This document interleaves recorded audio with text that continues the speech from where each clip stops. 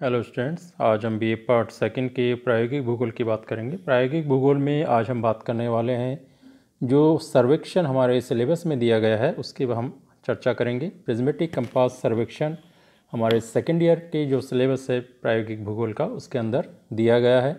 इससे पूर्व हमने जो फर्स्ट ईयर में सर्वेक्षण पढ़ा था वो था चेन टेप सर्वे, जरी फीता सर्वेक्षण, और उससे पहले हम 12वीं में जिसके पास भूगोल रही होगी उन्होंने प्लेन टेबल सर्वेक्षण उसके अंतर्गत किया होगा।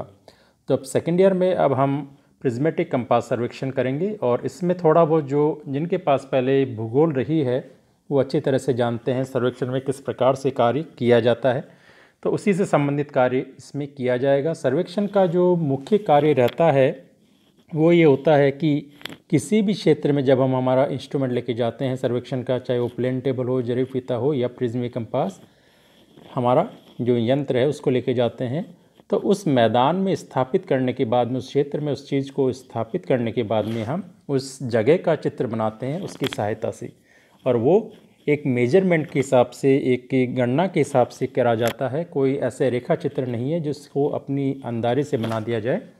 तो इसलिए उस किस तरह से उन मेजरमेंट को या उस नाप को लिया जाता है कि कौन कौन सी उसमें तकनीकी या मेथड इस्तेमाल में किए जाते हैं उनके बारे में हम आज चर्चा करेंगे। तो सबसे पहले हम बात करते हैं प्रिज्मेटिक कंपास सर्वेक्षण की।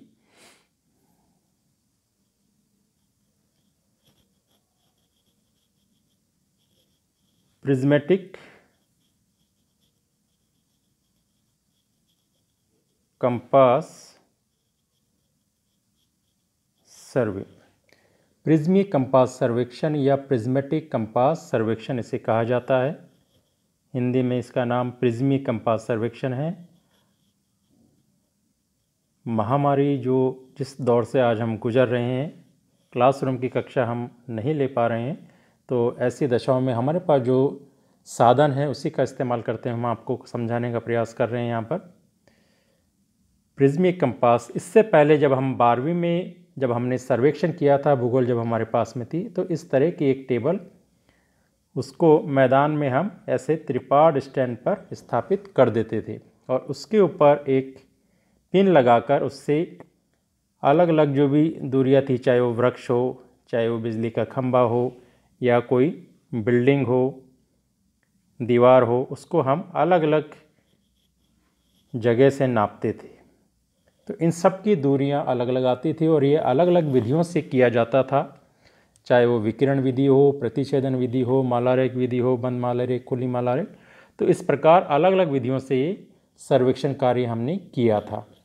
इसी सर्वेक्षण को हमने फर्स्ट ईयर में किया जरी फीता जो इंस्ट्रूमेंट है उसके द्वारा, और इसके बाद जब हम सेकेंड ईयर में पहुंचते हैं तो सेकेंड ईयर में ये सर्वेक्षण कार्य हमें एक नए यंत्र के साथ में करना होता है जिसका नाम है प्रिज्मेटिक कंपास सर्वेक्षण। तो प्रिज्मेटिक कंपास सर्वेक्षण किस प्रकार का दिखाई देता है हम बात करते हैं। इस प्रकार एक छोटी धातु की बनी हुई एक ये डिब्बी होती है जिसके ऊपर इस तरह से कांच का ढक्कन लगा होता है। एक तरफ इसमें प्रिज्म होता है जिसके नाम से इसका जो नाम है वो प्रिज्मेटिक कंपास पड़ा है, तो एक और इसके ये प्रिज्म है, इसको नाम हम यहाँ लिख देते हैं।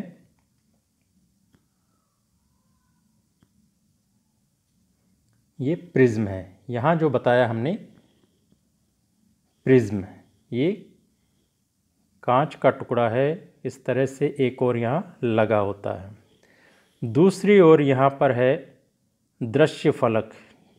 जैसे हमने प्लेन टेबल सर्वेक्षण के समय एलईडी की सहायता से जब किसी वस्तु को लक्ष्य किया और उसको जब हमने चित्र बनाने की कोशिश की तो उसकी हम पहले एक रेखा कागज़ के ऊपर, प्लेन टेबल के ऊपर खींचते थे, उसी प्रकार से हम यहाँ पर जहाँ प्रिज्म है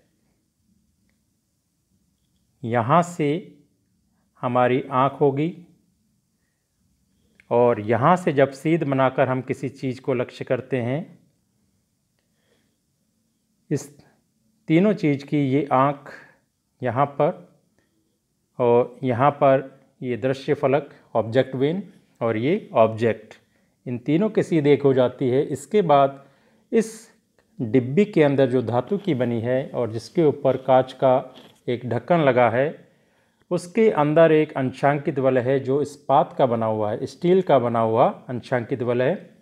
उसके ऊपर अंकित डिग्री को हम नोट कर लेते हैं और जो ये डिब्बी है, जो हमारा इंस्ट्रूमेंट है प्रिज्मिक कंपास, उसको तब तक घुमाते हैं जब तक उसकी सीध मिल नहीं जाती। एक बार सीध मिल जाने के बाद में उसका डिग्री या कोण हम दर्ज कर लेते हैं रिकॉर्ड पुस्तक में, जो अपनी फील्ड बुक है उसके अंदर इसको नोट कर लेते हैं। और जितने भी ऑब्जेक्ट हमने लिए हैं उनका सबका नामकरण करते जाते हैं। पहले जैसे पेड़ 1 लिया है, पेड़ नंबर 2, 3, पेड़ की संख्या ज़्यादा है तो उनको नामकरण दिया जाता है। ट्री 1, ट्री 2, ट्री 3, ट्री 4, जितने भी पेड़ हैं उस हिसाब से उसका क्रम रहेगा, पहला कौन सा, बाद का कौन सा। और इसी तरह से पेड़ों के अलावा या अन्य कोई वस्तु जो अपने स्थान पर स्थिर है, खाली उन्हीं चीज़ों को हम, उन्हीं वस्तुओं को हमारे सर्वेक्षण में ले सकते हैं। अन्य किसी वस्तु को नहीं ले सकते जो अपने स्थान से चलायमान है या स्थिर नहीं है, उन चीज़ों को हमें हमारे सर्वेक्षण में नहीं लेना है। तो यहाँ तक आप समझ गए होंगे। इसको मैं दोबारा दोहरा रहा हूँ एक एक करके किस प्रकार से।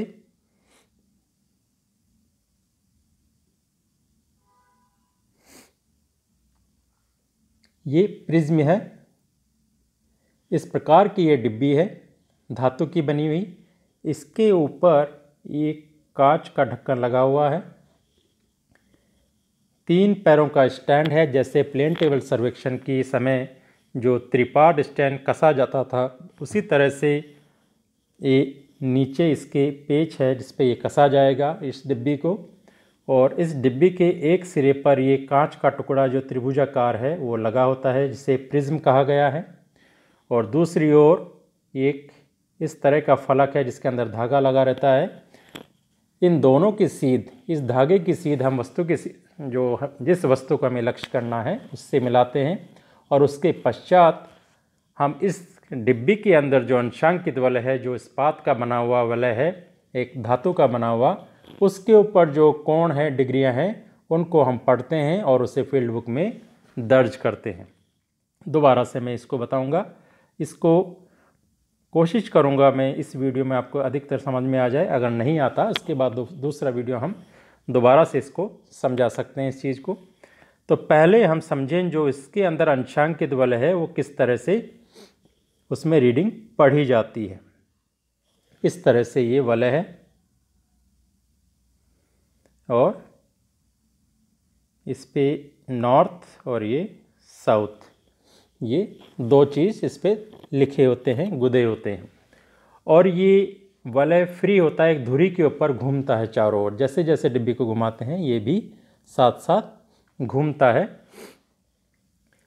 लेकिन घूमता उसी स्थिति में है जब ये डिब्बी में कहीं टच हो रहा है, कहीं इस पे इसका स्पर्श डिब्बी के साथ में हो रहा है।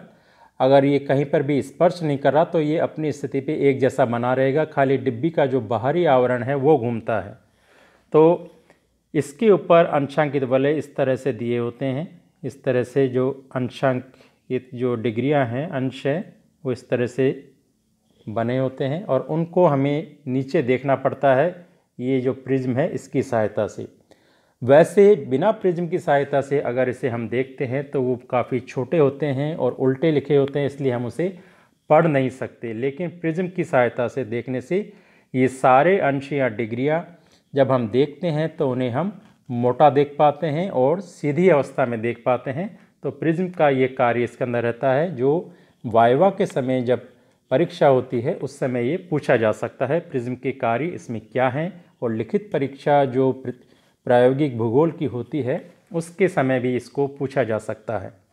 तो यहाँ समझ गए होंगे कि जो अंशांकित वलय है ये आपका स्टील का बना हुआ है, स्टील की चद्दर का, और इसके अंदर एक पट्टी है जिसके नीचे एक चुंबक लगी है। इस पट्टी के नीचे यहाँ पर चुंबक लगी है और चुंबक जो स्वाभाविक गुण है चुंबक का, जब उसको हम फ्री छोड़ देते हैं तो एक सिरा उत्तरी दिशा की ओर हो जाता है और एक सिरा दक्षिण दिशा की तरफ अपने आप घूम जाता है। तो इस प्रकार जैसे ही इस यंत्र को हम मैदान में या जो हमारा सर्वेक्षण स्थल है वहाँ पर स्थापित करते हैं, तो स्थापित करने के बाद जब इस यंत्र को हम पूरी तरह से बैलेंस कर देते हैं। इसमें जो अंशांकित वलय है वो किसी प्रकार से कहीं डिब्बी में जो हमारा जो इंस्ट्रूमेंट है उसका जो बाहरी आवरण है उसमें कहीं पे भी स्पर्श नहीं करता, तो ये अपने आप एक जगह पर स्थिर हो जाता है और उसके बाद एक सिरा उत्तर दिशा की ओर एक सिरा दक्षिण दिशा की ओर रुक जाता है। उसके बाद जैसे जैसे हम जो वस्तुएं हैं उनको लक्ष्य करते हैं तो उनका एक एक करके कोण दर्ज करते जाते हैं हमारी क्षेत्रीय पुस्तिका में या फील्ड बुक में। अब इस पे कोण किस प्रकार से पढ़े जाते हैं उसकी भी हम बात कर लेते हैं, जो डिग्रियां हैं। ये जो अंशांकित वलय है उसका एक भाग का हम इसमें नमूना यहाँ दिखाते हैं, किस प्रकार की रेखाएं यहाँ होती हैं। 3 प्रकार की रेखाएं इसके ऊपर खिंची होती हैं, एक बड़ी, एक छोटी, एक बड़ी। ये 3 प्रकार की रेखाएं होंगी, बड़ी, सबसे छोटी और बीच की। तो जो डिग्री है वो हर 10 डिग्री के ऊपर लिखी हुई नज़र आएगी। जैसे यहाँ पर 90 डिग्री दिखाया गया है, तो इस ओर जाने पर, अगर इस ओर जाएंगे तो डिग्रियाँ कम होगी और इस ओर जाएंगे तो डिग्रियाँ ज़्यादा बढ़ती हुई नज़र आएंगी। तो इस हिसाब से हमें देखना है। तो जैसे ये यहाँ पीछे की ओर जा रहे हैं, हम इस ओर जा रहे हैं, तो इसमें से ये 1 डिग्री की ये रेखा हो गई। ये जो रेखा है ये 1 डिग्री की रेखा है। जो मध्यम वाली रेखा है मध्यम आकार की वो 1 डिग्री की है और जो सबसे छोटे आकार की रेखा है वो आधे डिग्री की रेखा है। ठीक है, तो अगर 90 डिग्री पे हमें दिखाई दे रहा है कोई रेखा और उससे हम सीधे हाथ की तरफ देखते हैं, किसी वस्तु को सीधे हाथ की तरफ घुमाते हैं, तो उसमें 1 डिग्री हमें कम कर देनी होगी। कम कितना, जैसे 90 है तो यहाँ पर आ जाएगा 89, और अगर सीध इस छोटी रेखा के ऊपर आती है तो 89 पॉइंट ये आ जाएगा 30। 1 डिग्री में 60 मिनट होते हैं, तो यहाँ पर कितना हो गया, आधे डिग्री, और आधा डिग्री का मतलब है 30 मिनट। तो ये डिग्री को यहाँ समझ लें अच्छी तरह से हम। ये एक भाग यहाँ से लेकर यहाँ तक ये है 30 मिनट का, और यहाँ से लेकर यहाँ तक फिर 30 का है, तो 30 और 30, तो यहाँ तक 1 डिग्री हो गई 60 मिनट की, जो 1 डिग्री बनते ही कितनी बन जाएगी, इस 90 में से उसे हमें कम कर देना है 1 डिग्री, तो यहाँ ये हो गया। और ऐसी स्थिति अगर हम यहाँ बनाते हैं दूसरी ओर, यहाँ पर एक छोटी रेखा है और एक बड़ी रेखा है, तो इस ओर क्या होगा, डिग्रियाँ बढ़ जाएंगी। 90 है तो यहाँ पर ये आधे डिग्री की रेखा है, 90 डिग्री 30 मिनट यहाँ पड़ा जाएगा, और उससे आगे चलने पर ये 91 डिग्री ये हो जाएगा यहाँ। तो इस प्रकार से ये 91 डिग्री होगा। लेकिन यहाँ पर आपको लिखा कुछ नहीं दिखाई देगा, खाली हमें अंदाज़ा लेना होगा उस रेखा से जिस पर कुछ लिखा है उससे ये कितनी दूर है। जो रेखा जो हमें दिखाई दे रही है, जिस वस्तु को हमने लक्ष्य किया है, उसकी सीध किस रेखा के ऊपर आ रही है, उस रेखा को हमें पढ़ना आना चाहिए। और वो कब होगा, जब इन तीनों रेखाओं को हम समझ लें अच्छी तरह से कि ये लिखा हुआ कब दिखाई देगा, हर 10 डिग्री के बाद में ये लिखा हुआ दिखाई देगा। लेकिन जो ये सबसे बड़ी रेखा है आकार में, वो हर 5 डिग्री के बाद में आएगी। लेकिन 5वीं डिग्री पे जब ये आएगी तब उसके ऊपर कुछ लिखा नहीं होगा, खाली अंदाज़ा लगाना है कि ये बड़ी रेखा है और लिखा हुआ कुछ नहीं है। तो 5 डिग्री की ये रेखा होगी। जैसे अगर ये रेखा यहाँ आ जाती है तो ये 5 डिग्री की है, लेकिन इस पर कुछ लिखा हुआ नहीं होगा। तो ऐसी दशा में अगर हमें यहाँ पर इसकी सीध में कोई चीज़ आ रही है, यहाँ पर किसी वस्तु को हमने लक्ष्य किया है, तो ये डिग्री कितनी होगी, 90 में से 5 कम कर देंगे तो 85 डिग्री की सीध में ये आ जाएगा। और इसी हिसाब से अगर इससे आगे है तो आगे वाली रेखा पढ़ लेंगे, चाहे वो आधे डिग्री की है या उससे ऊपर की, आधे डिग्री की है या उससे ऊपर की। तो इस प्रकार से हम एक और इसको घटाते जाएंगे और दूसरी ओर इसमें डिग्रियां बढ़ाते जाएंगे। खाली ध्यान रखना है कि आसपास में कौन से नंबर की रेखा दिखाई दे रही है और उससे कितनी दूरी पर जो हमारा लक्ष्य करा गया जो वस्तु है, की गई जो वस्तु है, उसकी सीध कौन सी रेखा पे आ रही है, उसे हमें नोट करना है। तो इस प्रकार से हमें जो इसको पढ़ने का कार्य सबसे महत्वपूर्ण इस सर्वेक्षण में वही कार्य है, उसके अलावा कोई ज़्यादा इसमें जटिलता नहीं है। ठीक है, अब इसके जो सबसे पहले हम कार्य करते हैं वो ये है, जब किसी क्षेत्र का हम चयन करते हैं तो उसके अंदर हमें कौन कौन सी वस्तुएं हमारे सर्वेक्षण में दर्ज करनी होती है, उस हिसाब से हम हमारे यंत्र को उसमें लगा देते हैं। हम चाहते हैं कि चारों ओर की वस्तुएं उसमें दिखाई जाए, तो मध्य में उसको स्थापित किया जाएगा। और अगर चाहते हैं कि कुछ एक क्षेत्र की वस्तुएं दिखाई दें तो इसको हम एक क्षेत्र में ज़्यादा पीछे ले सकते हैं। और जैसे इस क्षेत्र की, इन दो क्षेत्रों की हम लेंगे वस्तुएं, तो इसको हम इस यंत्र को थोड़ा यहाँ पीछे खिसका लेंगे। अन्यथा अगर मध्य में रखते हैं तो सबसे ज़्यादा सुविधा रहती है, हम चारों ओर की कोई भी वस्तुएं ले सकते हैं। ठीक है, अब इसमें दो तरह के कार्य हैं। इसमें जो विधियां हैं इसके सर्वेक्षण की, उनके बारे में हम चर्चा करते हैं। तो जब विधियों की बात करें, जो इसके मेथड्स है,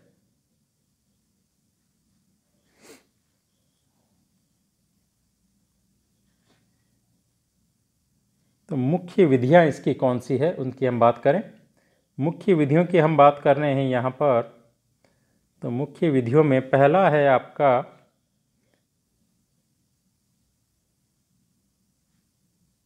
विकिरण विधि। इस विकिरण विधि में क्या कार्य करते हैं? विकिरण विधि में हम हमारे इंस्ट्रूमेंट को यहाँ पर स्थापित हमने एक जगह पर कर दिया।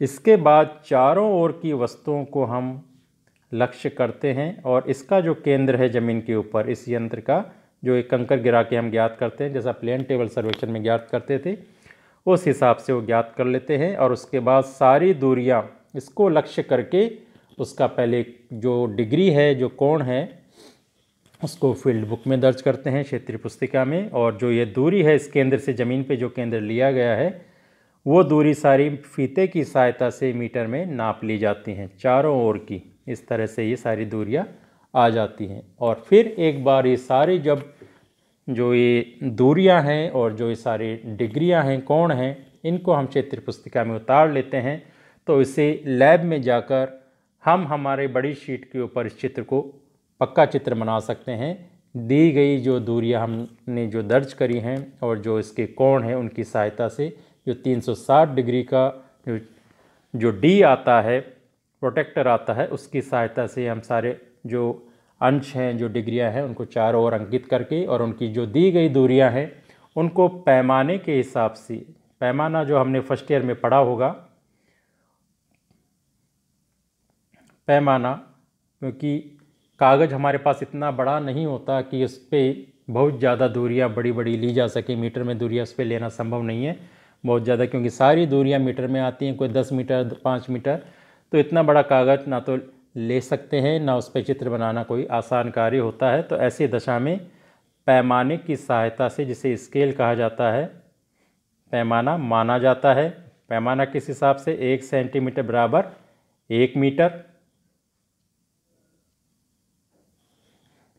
या 2 सेंटीमीटर बराबर 1 मीटर, जैसा भी अपनी दूरियां हैं, ज़्यादा दूरियां हैं, ज़्यादा लंबी दूरियां हैं, तो उस हिसाब से उसको ज़्यादा मान लें। 1 सेंटीमीटर बराबर 2 मीटर, 1 सेंटीमीटर बराबर 5 मीटर, उस हिसाब से हम पैमाने को मान सकते हैं और उस हिसाब से ये चित्र बनाया जा सकता है। लेकिन ध्यान ये रखना होता है पैमाना मानते समय कि चित्र ज़्यादा छोटा ना बने और इतना भी बड़ा नहीं हो जाए कि कागज़ से बाहर चले जाए। तो इस प्रकार से उचित पैमाने का इसमें चुनाव किया जाता है। अब इसकी जो विधियां हैं उसमें एक तो है विकिरण विधि, दूसरी जो मुख्य विधि जो अक्सर करी जाती है वो है दूसरी प्रतिच्छेदन,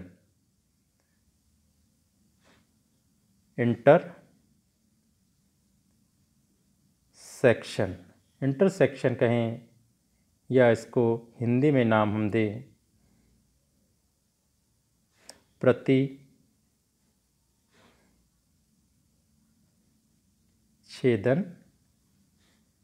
विधि। तो इस प्रतिच्छेदन विधि के द्वारा किस प्रकार से कार्य किया जाता है? अभी हमने इससे पहले समझा कि विकिरण विधि में किस प्रकार से पहले यंत्र को क्षेत्र के अंदर या फील्ड के अंदर स्थापित किया जाता है और चारों ओर की जो वस्तुएं हैं उनके लक्ष्य करके उनकी दूरियां और कोण को नोट कर लिया जाता है। उसके बाद से उसका चित्र, पक्का चित्र लैब में जाकर बनाया जाता है। और इसके बाद जब दूसरी विधि हम प्रतिछेदन की बात कर रहे हैं तो इसमें जो सर्वेक्षण का कार्य है 2 केंद्रों से होता है। जैसे विकिरण विधि में 1 केंद्र से हुआ था, इसमें 2 केंद्रों से उस कार्य को किया जाएगा प्रतिच्छेदन। पहले ए बिंदु से और दोबारा बी बिंदु से। तो पहले जो इस सर्वेक्षण में सबसे पहले हम लक्ष्य करेंगे वो चीज़ होगी बी स्टेशन को। यहाँ पर हम बी स्टेशन को लक्ष्य करेंगे। तो जब ए पर हमारा इंस्ट्रूमेंट स्थापित किया हुआ है उस समय बी स्टेशन का चुनाव करके अब बी स्टेशन कौन सी जगह पर होगा उसका निर्धारण हमें करना है, क्योंकि हमें चाहिए कि सर्वेक्षण में जो भी वस्तुएं हमें लेनी हैं वो दोनों जगह से दिखाई पड़े। ए स्टेशन से और बी स्टेशन, दोनों स्टेशनों से वो साफ साफ दिखाई पड़े। ये हमें ध्यान रखना है। एक बार इसका चुनाव या सही तरह से चयन करने के बाद बी स्टेशन के ऊपर उचित दूरी पर एक सर्वेक्षण दंड गाड़ दिया जाता है। इस प्रकार का ये सर्वेक्षण दंड होता है जो ये हमारा बी स्टेशन को दर्शाता है। तो सबसे पहले इसमें जो हम वस्तु देखते हैं ए स्टेशन से, इसको ज़मीन पर इसका केंद्र लेकर यहाँ इसको दूरी नाप ली जाती है फीते की सहायता से, और ये होती है हमारी बेस लाइन। बेस लाइन ले ली। इसके बाद यहाँ से हमने इसका कोण, डिग्री, जो भी डिग्री इसमें आती है उसको हम नोट कर लेते हैं। 360 डिग्री का पूरा एक वृत्त होता है, उसमें से कोई सी भी डिग्री कम या ज़्यादा इसमें आती है उसे हमें नोट कर लेना है। तो और इसके पश्चात अन्य जो भी वस्तुएं हैं उन सब के हम कोण लेते जाएंगे। जो भी कोण उनके आएंगे उनको लक्ष्य करेंगे और उनके कोण अंदर प्रिज्म की सहायता से अंशांकित जो वलय है उसके ऊपर नोट कर देखते हुए हमारी क्षेत्र पुस्तिका में नोट करते जाएंगे। खाली ध्यान ये रखना है कि जो भी वस्तु का क्रम रहा है, पहले किसको देखा है उसका नाम सही दें। ट्री 1, P1 पोल 1 है, या कोई बिल्डिंग का कोना है C1, तो उसको इस तरह से नामकरण देते हुए एक दिशा में सही तरह से आगे बढ़ते जाएं, एक के बाद एक। और इसी तरह से जब इन सब को हम एक केंद्र से देख लेते हैं, इसके बाद हमारा दूसरा कार्य रहता है इस इंस्ट्रूमेंट को यहाँ से उठाकर हमें बी केंद्र पर स्थापित करना होता है, उसी छिद्र के ऊपर जहाँ सर्वेक्षण दंड लगाया गया है। इस छिद्र के ऊपर हमें इस यंत्र को स्थापित करना होगा। और वो कब स्थापित माना जाएगा? जब इसके केंद्र से गिराया हुआ कंकर इस छिद्र के अंदर गिर जाएगा तो इसको सही तरह से स्थापित माना जाएगा।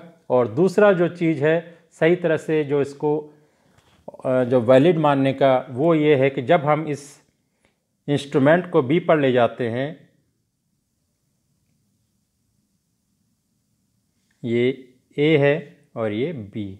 अब हम इंस्ट्रूमेंट को लेके आ गए हैं बी के ऊपर और ए के ऊपर हमने सर्वेक्षण दंड लगा दिया है। अब जो इसकी दूरी थी वही रहेगी जो पहले थी, क्योंकि उसी छिद्र पे लगाया है।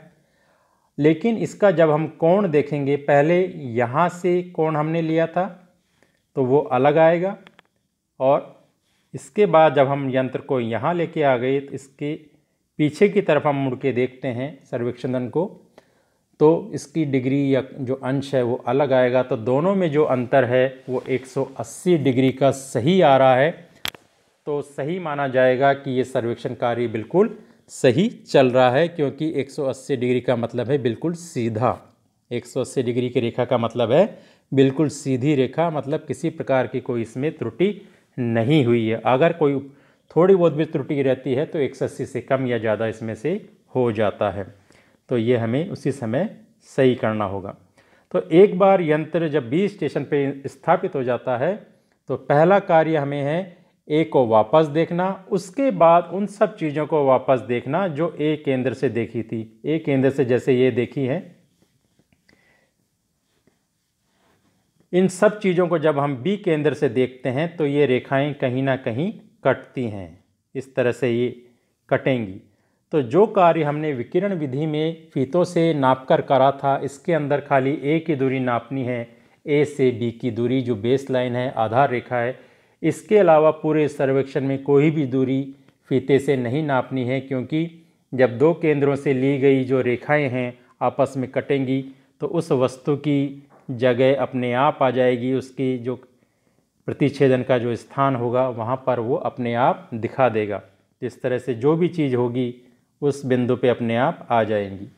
तो यही खास बात है इस विधि की कि इसमें दो केंद्रों से सर्वेक्षण कार्य को किया जाता है और इसमें किसी प्रकार की कोई जो नाप झोंक है वो ज़्यादा इसमें नहीं करनी पड़ती। खाली ध्यान ये रखना है ए से बी पे जाते हुए और बी से ए पे आते हुए किस तरह से कोई त्रुटि ना हो जाए उसका हमें विशेष ध्यान रखना है। तो इसमें ये विधियाँ मुख्य हैं। अब इसके अलावा जो विधियाँ हैं इसकी एक हो गई इसकी पहली विधि विकिरण जिसे रेडिएशन कहा जाता है, दूसरा इंटरसेक्शन या प्रतिच्छेदन। इसके अलावा बंद माला रेख और खुली माला रेख विधियाँ होती हैं। जिस प्रकार से हमने प्रतिच्छेदन विधि की उसी का आगे का रूप है बंद माला रेख या खुली माला रेख। जैसे ये कोई बिल्डिंग है और इसके चारों ओर का सर्वेक्षण हमें करना है, तो पहले इंस्ट्रूमेंट को यहाँ लगाएंगे, इंस्ट्रूमेंट को यहाँ लगाया, फिर यहाँ लगाया, क्योंकि एक बार में पूरे चारों तरफ का इसको हम नहीं देख सकते, इसलिए बार बार इंस्ट्रूमेंट को इसको चारों ओर घुमाना पड़ेगा, उठा उठा के ले जाना पड़ेगा। जैसे प्रतिच्छेदन विधि में दो केंद्रों से हमने प्रतिच्छेदन का कार्य किया था, सर्वेक्षण का कार्य किया था, तो इस प्रकार से अलग अलग केंद्र बदलकर हमें एक के बाद एक पहले इसको देखना है, फिर इसको देखना है, फिर इसको देखना है। और ये कार्य अगर बीच में खुला रह जाता है, इसको बंद नहीं करते, वापस उस जगह को नहीं पहुंचते जहां से शुरू किया था, तो ये खुली माला रेख कहलाता है। और अगर इसको वापस हम उसी को देखकर लौट जाते हैं उसी जगह पर, तो ये हो जाता है बंद माला रेख। तो इस प्रकार की ये विधियां हैं इसकी। अब इसमें जो इसके गुण और दोष क्या क्या हैं उनकी भी हम चर्चा कर लेते हैं। इस सर्वेक्षण के गुण दोष की, तो गुण की बात करें तो जहां प्लेन टेबल सर्वेक्षण का कार्य में हमें एक भारी भरकम टेबल को उठाना पड़ता है, उसका त्रिपाद स्टैंड जो भारी होता है, और उसके अलावा जो अन्य यंत्र होते हैं उनकी संख्या भी ज़्यादा होती है, एलीडेड है, चिमटा है, फॉर्क है जिसको कहा जाता है, और प्लम बॉब है, और कीले हैं, सर्वेक्षण दंड है 2-3। तो इस प्रकार से कई चीज़, ट्रफ कंपास है, इन सबको हमें साथ ले जाना पड़ता है। तो उसमें संभालना उनको बड़ा कठिन कार्य हो जाता है। और जब हम ये कार्य सर्वेक्षण का जब प्रिज्मिक कंपास से करते हैं तो ये छोटा सा एक यंत्र है, इसमें ज़्यादा चीज़ें हमें नहीं उठानी पड़ती, और ये यंत्र भी छोटा सा है, तो इसे आसानी से कोई भी एक व्यक्ति उठा के एक स्थान से दूसरे स्थान पर ले जा सकता है। ये इसके कुछ गुण। अब इसके जो कमियां हैं उनके बारे में हम बात कर लें। कमियां की जब हम बात करते हैं, कमियां क्या हैं इसकी? कमियां में मुख्य कमियां ये हैं कि जैसे प्लेन टेबल सर्वेक्षण जब हम करते थे तो उसके ऊपर जो कागज़ लगा होता है उसके ऊपर चित्र तुरंत बनता जाता है, उसको हमें लैब में जाके नहीं बनाना पड़ता, उसी समय वो चित्र तैयार हो जाता है जो भी हमने गणना कार्य किया है उसके अनुसार से। लेकिन इसके अंतर्गत जो रीडिंग हम लेते हैं उस रीडिंग की सहायता से लैब में जाके हमें चित्र तैयार करना पड़ता है, तो एक कमी ये है इसके अंदर। और दूसरा, इसमें जो चुंबक लगा होता है, कई बार जो आसपास कोई लोहे की वस्तु आ जाती है तो उससे वो आकर्षित हो जाता है और उससे जो उसके अंश हैं, जो डिग्रियाँ वो दिखा रहा है वो सही तरह से वो नहीं दिखाता, और जो चित्र बनता है सर्वेक्षण का वो सही तरह से नहीं बन पा। तो ये कुछ गुण और कुछ कमियां हैं, इसको मेरिट्स और डिमेरिट्स जिन्हें हमें ध्यान रखना है। और अगले वीडियो में इसके बाद हम दूसरे टॉपिक के जो प्रायोगिक भूगोल का है उसकी हम चर्चा करेंगे। आज के वीडियो में इतना ही। Thank you.